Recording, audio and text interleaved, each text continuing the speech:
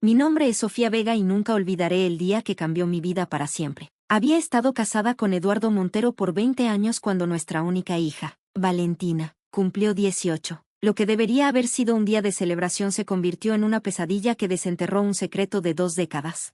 Todo comenzó en la fiesta de cumpleaños de Valentina. Habíamos organizado una gran celebración en nuestra casa, una mansión en el barrio más exclusivo de la ciudad que Eduardo había comprado cuando su empresa constructora, Montero Edificaciones, comenzó a crecer exponencialmente. Los invitados incluían familiares, amigos cercanos y, por supuesto, la familia de Eduardo, su madre, doña Mercedes, y sus 2 hermanos, Javier y Alejandro, quienes trabajaban con él en la empresa familiar.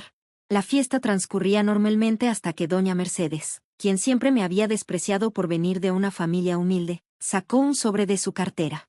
Creo que es hora de darle a Valentina su regalo especial, anunció con una sonrisa que no llegaba a sus ojos. Después de todo, todos merecemos saber nuestra verdadera identidad. ¿No es así, Sofía? El silencio cayó sobre la habitación. Eduardo miró confundido a su madre, mientras yo sentía que mi corazón se detenía. Madre, ¿de qué estás hablando?, preguntó Eduardo. Doña Mercedes abrió el sobre y sacó varios documentos. Hace unos meses, contraté a un investigador privado. Siempre tuve mis sospechas sobre la paternidad de Valentina. Y estos resultados de ADN confirman lo que siempre supe. Mi mundo se desmoronó en ese instante. Era cierto que Eduardo no era el padre biológico de Valentina, pero la historia era mucho más complicada de lo que doña Mercedes insinuaba. «Esto es imposible», exclamó Eduardo arrebatándole los papeles. Sus ojos recorrieron el documento una y otra vez antes de mirarme con una mezcla de dolor e ira que nunca olvidaré. «¿Es esto verdad, Sofía?», su voz apenas un susurro. «Valentina no es mi hija, Valentina», que había estado observando todo con horror. Se acercó temblorosa. «Papá, ¿qué está pasando? No me llames así», gritó Eduardo, haciendo que Valentina retrocediera como si la hubiera golpeado. «Al parecer, no soy tu padre». Las lágrimas comenzaron a correr por el rostro de Valentina. Los invitados murmuraban y algunos comenzaban a marcharse discretamente.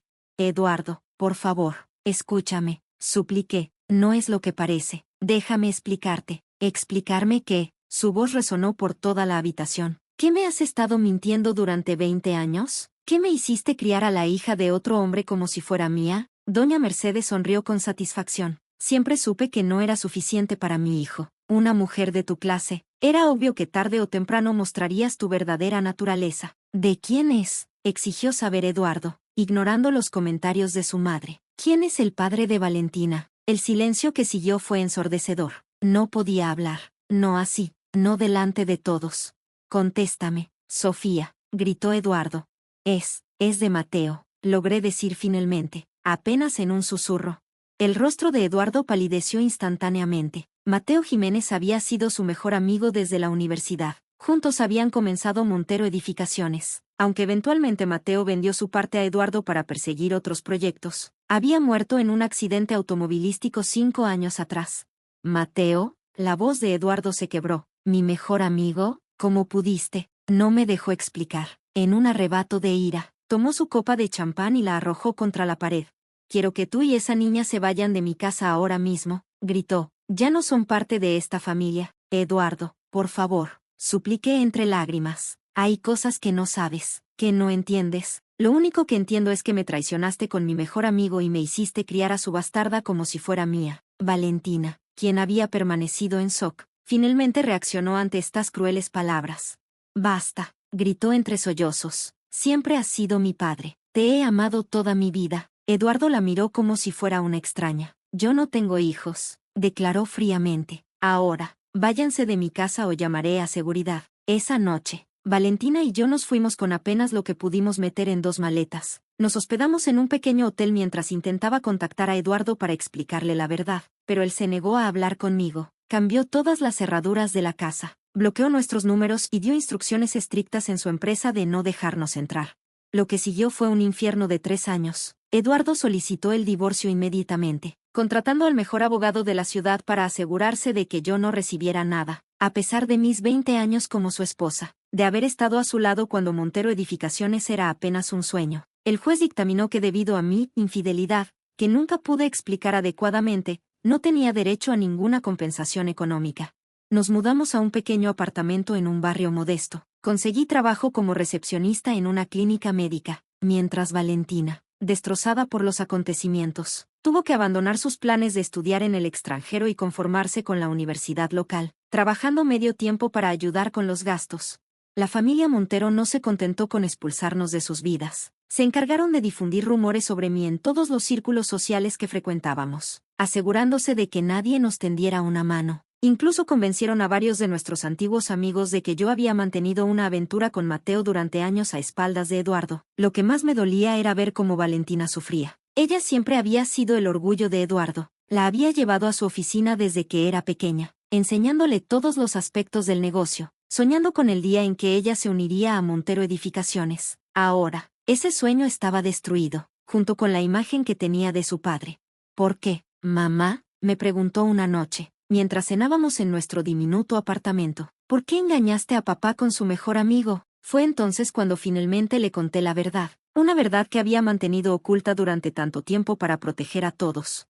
Nunca engañé a tu padre, cariño, le dije. Eduardo y yo llevábamos apenas 6 meses de casados cuando descubrimos que él era estéril. El médico le dijo que nunca podría tener hijos. Valentina me miró sorprendida. Pero entonces, ¿cómo? Eduardo estaba devastado. Siempre había soñado con tener una familia numerosa, con hijos que continuaran su legado. Caímos en una profunda depresión. Fue entonces cuando Mateo, quien era como un hermano para Eduardo, nos ofreció ser donante de esperma. Todo fue con el consentimiento de Eduardo. Los tres acordamos que sería nuestro secreto, que nadie más lo sabría jamás. Pero, ¿por qué papá actuó como si no supiera nada? ¿Por qué me rechazó así? Suspiré profundamente. No lo sé, cariño. Quizás la humillación pública, el shock, o tal vez, después de tantos años, realmente se convenció a sí mismo de que era su hija biológica y la revelación fue demasiado para él. Valentina permaneció en silencio durante largo rato, procesando todo lo que acababa de escuchar. Tenemos que decirle la verdad, dijo finalmente. Tiene que saber que nunca lo engañaste. Intentamos contactar con Eduardo innumerables veces durante los siguientes meses, pero todos nuestros esfuerzos fueron en vano. Los guardias de seguridad de su empresa tenían nuestras fotografías y órdenes estrictas de no dejarnos entrar. Todas nuestras cartas fueron devueltas sin abrir, todos nuestros correos electrónicos bloqueados. Mientras tanto, veíamos en las noticias y redes sociales cómo Eduardo se transformaba. El hombre cariñoso y generoso que una vez conocí se convirtió en alguien frío y calculador. Expandió agresivamente su empresa, adquiriendo terrenos y propiedades por toda la ciudad, muchas veces a costa de pequeños propietarios que no podían competir con su poder económico. También comenzó a salir con mujeres mucho más jóvenes, modelos y actrices que aparecían en su brazo en eventos sociales. Los tabloides lo apodaron el soltero de oro, y especulaban constantemente sobre cuál de estas bellezas lograría finalmente atraparlo. Doña Mercedes, por su parte, aprovechó la situación para aumentar su influencia sobre Eduardo. Según nos contó una antigua empleada doméstica que aún nos tenía aprecio, la mujer prácticamente se había mudado a la mansión y opinaba sobre cada aspecto de la vida de su hijo, desde los negocios hasta su vida personal. 3 años después de aquella fatídica fiesta de cumpleaños, recibimos la noticia: Eduardo había fallecido repentinamente de un ataque cardíaco a los 48 años. A pesar de todo lo ocurrido, sentí como si una parte de mí muriera con él. Valentina lloró durante días, lamentando no haber podido reconciliarse con el hombre que, a pesar de todo, seguía considerando su padre. El día del funeral fue uno de los más difíciles de nuestras vidas. Dudamos sobre si debíamos asistir, pero finalmente decidimos que teníamos que despedirnos. Cuando llegamos a la iglesia, los murmullos comenzaron inmediatamente. Doña Mercedes nos vio y se acercó con furia apenas contenida. ¿Cómo se atreven a venir aquí? Siseo. Mi hijo las expulsó de su vida. No tienen derecho a estar en su funeral. Era mi esposo durante 20 años, respondí con toda la dignidad que pude reunir. Y fue el único padre que Valentina conoció. Tenemos derecho a despedirnos. Guardias, llamó doña Mercedes. Saquen a estas impostoras de aquí. 2 guardias de seguridad se acercaron, pero antes de que pudieran alcanzarnos, una voz autoritaria los detuvo. Las señoras se quedan. Todos nos giramos para ver a un hombre de mediana edad, vestido con un impecable traje negro, que se acercaba con paso decidido. ¿Y usted quién es para dar órdenes?, preguntó doña Mercedes indignada. Manuel Soto, abogado personal del señor Eduardo Montero, respondió el hombre, extendiendo una tarjeta. Y tengo instrucciones específicas con respecto a la señora Sofía Vega y la señorita Valentina Montero. Ella no es una Montero, exclamó doña Mercedes. El abogado la ignoró y se dirigió a nosotras. Les agradecería que permanecieran hasta el final del servicio. Hay asuntos importantes que debemos discutir. El funeral transcurrió en un silencio tenso. Valentina y yo nos sentamos en la última fila, recibiendo miradas hostiles de la familia Montero y de muchos de los asistentes. Cuando todo terminó, el abogado nos pidió que lo acompañáramos a la mansión para la lectura del testamento. ¿Testamento?, pregunté confundida. ¿Por qué nos incluiría Eduardo en su testamento después de todo lo que pasó? El abogado sonrió enigmáticamente. Todo se aclarará muy pronto, señora Vega. Cuando llegamos a la mansión, la familia ya estaba reunida en el estudio de Eduardo. Doña Mercedes, Javier y Alejandro nos miraron con desprecio cuando entramos, pero nadie se atrevió a objetar nuestra presencia debido a la insistencia del abogado. Antes de comenzar, dijo el señor Soto, debo reproducir este video. El señor Montero dejó instrucciones explícitas de que debía ser visto por todos los presentes antes de la lectura del testamento. Colocó un dispositivo USB en el televisor de la oficina y presionó play. La imagen de Eduardo apareció en la pantalla. Sentado en ese mismo estudio, se veía más delgado y cansado de lo que recordaba, con profundas ojeras y el cabello más canoso. Si están viendo esto, comenzó, significa que ya no estoy entre ustedes. Hay cosas que necesito aclarar antes de que mi abogado proceda con la distribución de mis bienes. Hizo una pausa, tomando un sorbo de lo que parecía ser whisky. Hace 3 años, mi madre me presentó pruebas de que mi esposa, Sofía, me había engañado con mi mejor amigo, Mateo, y que Valentina, la niña que creí mi hija durante 18 años, era en realidad hija de él. En mi dolor y orgullo herido, expulsé a ambas de mi vida sin permitirles explicarse. Otra pausa, más larga esta vez. Lo que mi madre no sabía, lo que nadie sabía excepto Sofía, Mateo y yo, es que todo fue planeado. Yo soy estéril. Nunca podría haber tenido hijos biológicos. Mateo se ofreció como donante para que pudiéramos tener la familia que tanto deseábamos. Los 3 acordamos mantenerlo en secreto. Doña Mercedes jadeó audiblemente, mientras los hermanos de Eduardo se miraban confundidos. Durante 3 años he vivido con la culpa de haber rechazado a mi familia por orgullo, por no haber tenido el valor de enfrentar la verdad públicamente. He intentado llenar el vacío que dejaron con trabajo, con otras mujeres, con poder, pero nada ha funcionado. No hay día en que no piense en ellas, en el daño que les causé. Para este punto, las lágrimas corrían libremente por mi rostro y Valentina sollozaba silenciosamente a mi lado. Hace 6 meses me diagnosticaron un problema cardíaco terminal. Los médicos me dieron 1 año de vida como máximo. Aunque parece que mi tiempo se ha agotado antes, he usado estos últimos meses para poner mis asuntos en orden y, sobre todo, para intentar reparar en lo posible el daño que causé. Eduardo miró directamente a la cámara, como si pudiera vernos a través del tiempo. Sofía, Valentina, si están viendo esto, quiero que sepan que las amo con todo mi corazón. Les pido perdón por mi cobardía, por no haber luchado por ustedes cuando más me necesitaban. Espero que lo que estoy a punto de hacer compense en algo el dolor que les causé. Se giró ligeramente, como dirigiéndose ahora a su familia.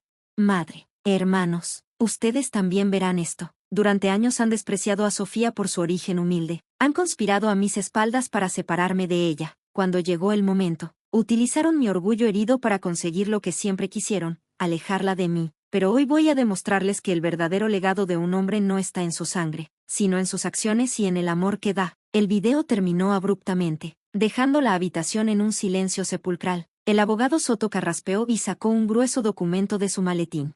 Procederé ahora con la lectura del testamento del señor Eduardo Montero, anunció formalmente.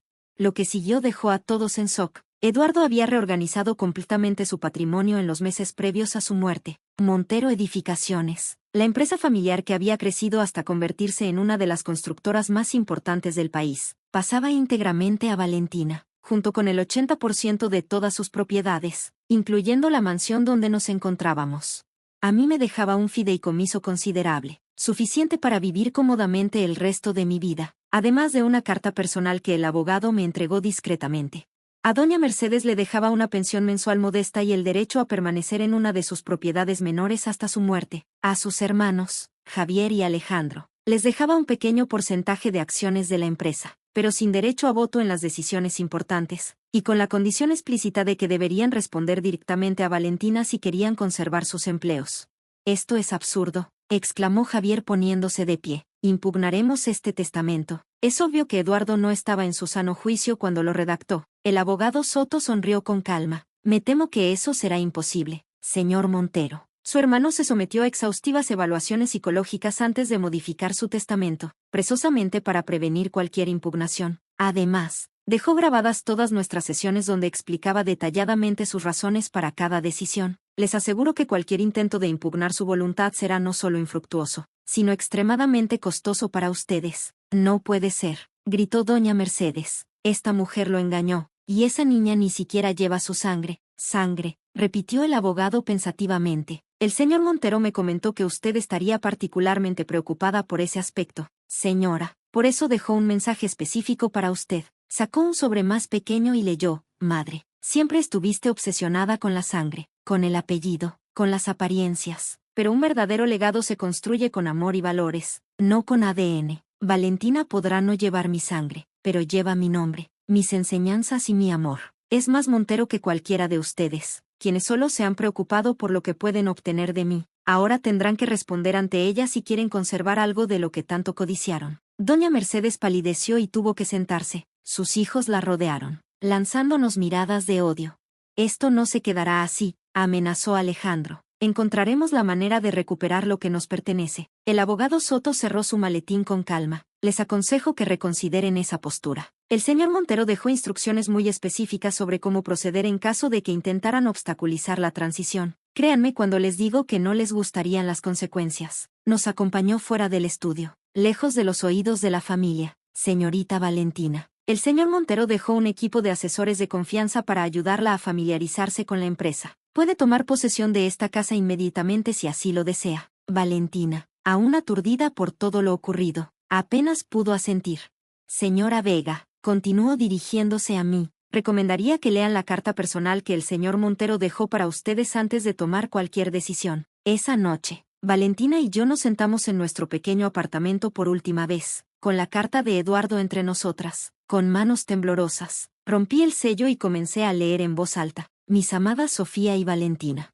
Si están leyendo esto, significa que mi cobardía me impidió decirles en persona todo lo que debía haberles dicho hace años. No hay palabras suficientes para expresar cuánto lamento el dolor que les he causado.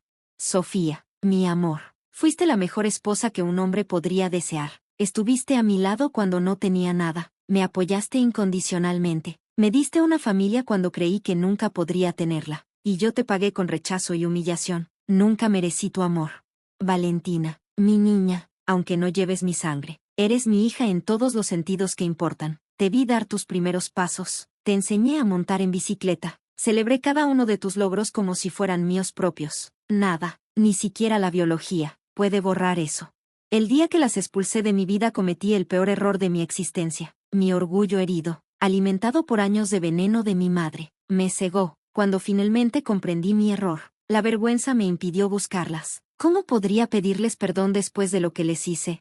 En estos últimos meses, os he observado desde lejos, he visto cómo luchabais, cómo seguíais adelante a pesar de todo, cómo os protegíais mutuamente. Ese coraje, esa integridad, es el verdadero legado que quiero dejar en este mundo. Valentina, sé que la responsabilidad que estoy poniendo sobre tus hombros es enorme. Montero Edificaciones es una empresa grande y compleja. Pero te he visto crecer, sé de lo que eres capaz, confío en ti más que en nadie para llevar el negocio a nuevas alturas. Los asesores que he designado te ayudarán en todo lo que necesites, pero la visión y las decisiones finales serán tuyas. Sofía, mi amor, sé que probablemente no me has perdonado aún, y no te culpo. Solo espero que este gesto te demuestre que, a pesar de todo, nunca dejé de amarte. El fideicomiso que te he dejado es tuyo sin condiciones, puedes usarlo como desees. Incluso si decides no tener nada más que ver con el apellido Montero. Mi única petición, mi último deseo, es que me permitan, aunque sea en muerte, volver a ser parte de sus vidas. Con todo mi amor, ahora y siempre. Eduardo. Lloré como no había llorado en años, abrazada a Valentina, que también sollozaba incontrolablemente. Todas las emociones reprimidas durante 3 años, la ira, el dolor, la confusión, y sí, también el amor que nunca pude extinguir completamente, se desbordaron esa noche.